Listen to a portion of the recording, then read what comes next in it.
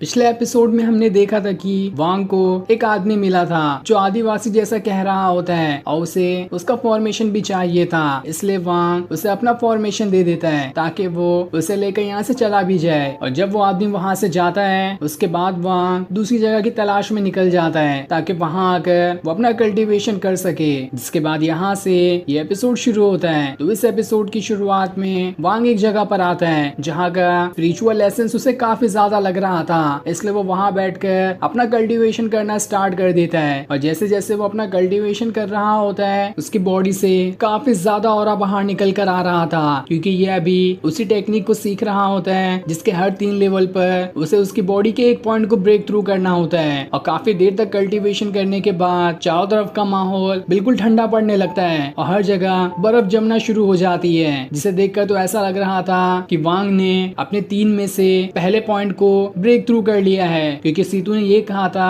कि जब वो अपने 3 में से एक पॉइंट को भी ब्रेक थ्रू कर लेगा तो आसपास से एक स्नो एक्साइलर आएगा जिसके अंदर बहुत ज्यादा पावर्स होगी और वो हर जगह को जमाना शुरू कर देगा। और यहाँ पर भी बिल्कुल वैसा ही हो रहा होता है, चारों तरफ बर्फ जमने लगी थी। और जब वांग अपना ब्रेक थ्रू करता है तो उसे ये समझ में आ जाता है कि उसने अपना स्टार्ट का 3 लेवल ब्रेक थ्रू कर लिया है और अभी आगे 6 और लेवल बाकी होंगे। साथ ही 3 लेवल को पूरा करने के बाद उसने अपने बॉडी के 3 में से एक पॉइंट को भी ब्रेक थ्रू कर लिया था। जिसके बाद वांग खुद से कहता है यहाँ की स्पिरिचुअल पावर ज्यादा तो थी, लेकिन अब मुझे इससे भी ज्यादा पावर वाली कोई जगह चाहिए होगी ताकि वहां जाकर मैं अपना ब्रेक थ्रू कर सकूं। और आगे के जितने भी 6 लेवल बचे हैं उन्हें भी मैं जल्द से जल्द पूरा करने की कोशिश करूंगा। दूसरी तरफ हम उसी डीमन को देखते हैं जो कॉफिन के अंदर से बाहर निकल कर आया था और वो वहां से आगे बढ़ते हुए उस मॉन्स्टर के पास आ जाता है जो टैंक के पीछे पड़ा था और वो उस मॉन्स्टर को अपने फॉर्मेशन के अंदर घेर लेता है। जिसके बाद वो उससे कहता है मैंने तुमसे क्या कहा था कि तुम मेरे मास्टर को ढूंढो जो ऐसा इंसान है नेस्केंड सोल लेवल पर वो पहुंच चुका है, इसलिए मुझे वैसे ही इंसान की जरूरत है जो नेस्केंड सोल लेवल पर हो, क्योंकि उसकी मदद से ही मैं उसकी सारी पावर्स छीन लूंगा और उसके बाद मेरी बॉडी पूरी तरह से फ्री हो जाएगी। लेकिन तुम बस इतना छोटा सा काम नहीं कर पाए। मैंने तुम्हें पिछले 100 साल का टाइम दिया था कि तुम मेरे मास्टर का पता लगाओ, लेकिन अभी तक तुम उसे नहीं कर पाए। तब वो मॉन्स्टर उससे कहता है आप टेंशन मत लो, मैंने आपके मास्टर के बारे में पता लगा लिया है। जिसके बाद वो उस डीमन को अपने साथ ले जाने लगता है ताकि उस डीमन को उसके मास्टर के पास ले जा सके। और फिर वो डीमन अपने मास्टर को ही मारकर उसके अंदर से उसकी नेस्केंड सोल निकाल लेगा, जिस वजह से वो काफी ज्यादा पावरफुल बन जाएगा। और इसी बारे में वो बात कर रहा था कि पिछले 100 सालों से मैं कैद हूँ और अब जब मैं बाहर आ चुका हूँ तो मैं उस इंसान को नहीं छोड़ूंगा। और वो इंसान कोई और नहीं उसी का मास्टर ही था। इधर वांग दूसरी जगह के तलाश में होता है ताकि वो वहां पर जाकर अपना आगे का कल्टीवेशन पूरा कर सके। तब उसे रास्ते में वही आदमी दिखाई देता है जिसने उससे उसका पत्थर वाला फॉर्मेशन लिया था, साथ ही उसका नाम चैन होता है। वो आदमी उसे इशारा करते हुए कह रहा होता है मेरे साथ चलो, मैं तुम्हें ऐसी एक अच्छी जगह पर लेकर जाऊंगा जहाँ जाकर तुम बहुत ही आसानी से अपना कल्टीवेशन कर सकते हो। तब वांग उसके इशारों वाली बात को अच्छे से समझ जाता है और फिर वो उसके साथ जाने लगता है ताकि चैन उसे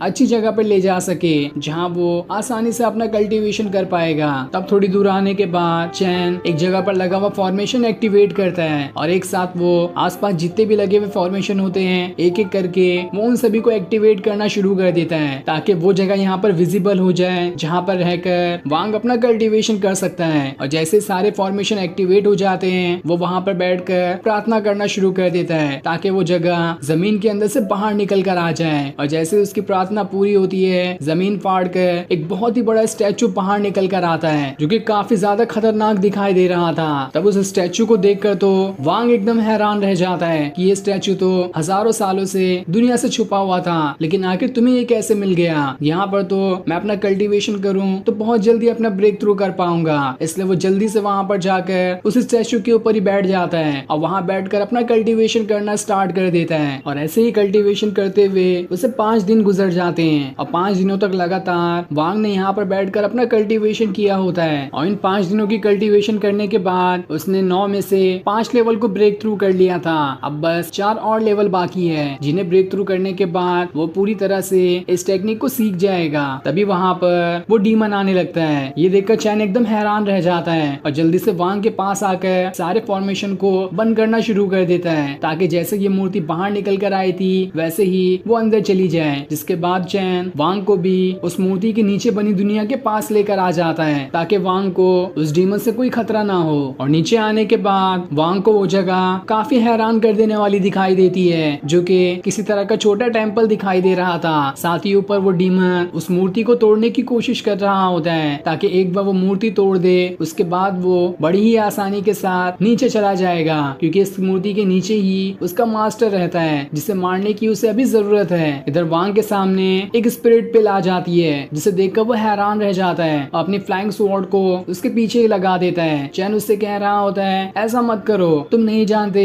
कि आखिर ये पिल क्या है। तब थोड़ी देर बाद वो पिल अपने असली रूप में आती है, जो पिल कोई और नहीं बल्कि उसी डीमन का मास्टर था, जिसने अपने आप को उस पिल के अंदर कन्वर्ट किया होता है। और फिर वो वांग से कहता है तुम्हें टेंशन लेने की जरूरत नहीं है, मैं यहाँ पर तुम्हें नुकसान पहुँचाने के लिए नहीं आया हूँ, तुम आराम से यहाँ पर रह सकते हो। इसके बाद वो मास्टर वहाँ पर पोर्टल बनाते हुए वांग को मूर्ति के बाहर का सीन दिखाता है, जहाँ पर वो डीमन खड़ा हुआ था। और वो बाहर से ही आवाज लगाते हुए ये कह रहा होता है मैंने 100 सालों तक के इंतजार किया है इस टाइम का कि कब मैं कॉफिन के बाहर निकल कर आऊं और आते साथ ही तुम्हारी जान ले लूंगा। तब ये देखकर वांग उस मास्टर से पूछता है क्या ये तुम्हारा ही डिसाइपल है? अगर ये तुम्हारा ही डिसाइपल है तो ये तुम्हारे ही पीछे क्यों पड़ा है और तुम्हें मारना क्यों चाहता है? तब वो मास्टर उसे बताता है आज से कई साल पहले मैंने और कुछ एल्डर ने मिलकर एक सेक्ट बनाया था, जहाँ पर काफी सारे लोग आते थे और अपना कल्टीवेशन करते थे। और देखते ही देखते वो सेक्ट काफी बड़ा हो गया, लेकिन वहाँ पर किसी को अपना कल्टीवेशन बढ़ाना पड़ता था तो उसे दूसरे का सेक्रीफाइस करना पड़ता था, और इसी तरह से वो अपना कल्टीवेशन लेवल बढ़ा पाता था। और ऐसे ही हजारों लोगों को मारने के बाद ये डीमन इतना ज्यादा पावरफुल बन गया और सभी की कल्टीवेशन चुराते हुए उनकी पावर्स भी उसके पास आ गई। मैंने 300 साल पहले उस डीमन को अपने सेक्ट के अंदर लेकर आया था, जब तो वो बहुत ही अच्छा इंसान था, लेकिन उसकी लालच पावर के प्रति बढ़ने लग गई और उसने कई सारे लोगों को मारकर उनकी पावर्स छीन ली। साथ ही उसने तो मेरी पावर्स को भी छीनने की कोशिश की, इसीलिए मैंने उसे 100 साल के लिए कॉफिन में बंद कर दिया था, लेकिन अब वो वहाँ से भी बाहर निकल कर आ चुका है। और अगर इस बार जब तुम यहाँ पर आए हो तो मैं तुमसे एक छोटी सी मदद मांगना चाहता हूँ। अगर तुम वो मेरे लिए कर दोगे तो इससे मेरे लिए बहुत अच्छा हो जाएगा, क्योंकि उसके बगैर तो तुम यहाँ से बाहर भी नहीं जा सकते। अगर तुम मेरी मदद करने के लिए तैयार होते हो तो मैं तुम्हें यहाँ से आसानी के साथ बाहर निकाल दूंगा अपने टेलीपोर्टेशन पोर्टल की मदद से, वरना कभी भी ये डीमन यहाँ पर हमला करके सभी की जान ले सकता है। तो बताओ मुझे कि तुम्हारा फैसला हाँ भी है या फिर नहीं। लेकिन वांग तो सोच में पड़ा होता है कि आखिर ये मास्टर मुझसे करवाना क्या चाहता है, इसलिए वो ये सारी बातें सोच ही रहा होता है। तब वो मास्टर उससे कहता है मैं तुमसे कोई भारी काम नहीं करवाना चाहता,